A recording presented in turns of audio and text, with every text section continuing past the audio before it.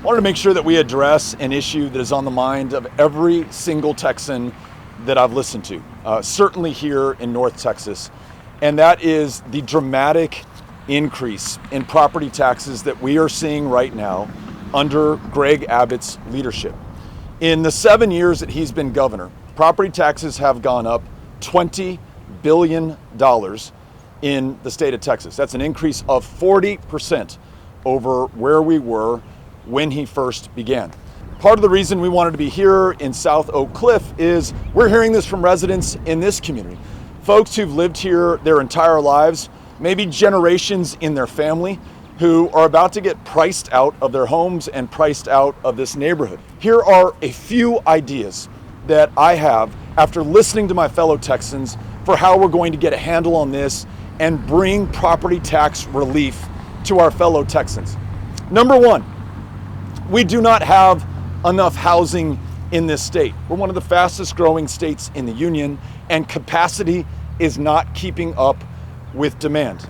Number two, while property owners and primarily homeowners and renters are paying the lion's share of the burden at a local level to fund our government, far too often corporations and the very wealthiest are getting out of their fair share.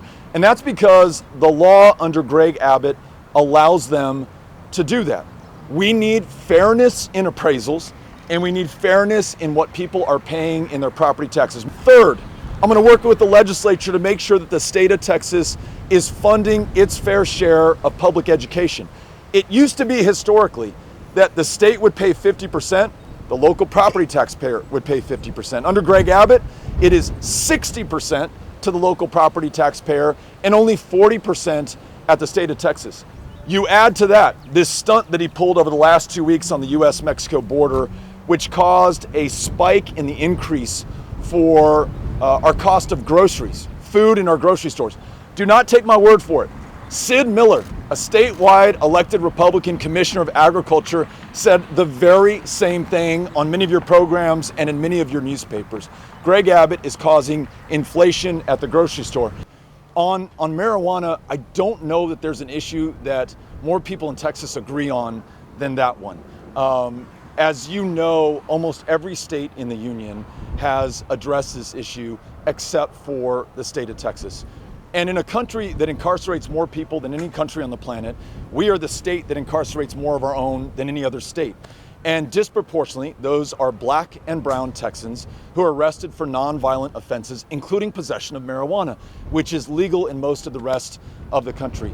I know that our fellow Texans understand this. And the last point I want to make that I think makes the case, we were in Fort Worth at the beginning of this campaign. And after I addressed everyone who'd come out, a veteran who served our country in Vietnam came up to me and he said, "Beto, I can go to the VA in Dallas and they will prescribe me an opioid, no questions asked, to which I may become addicted and from which I may die.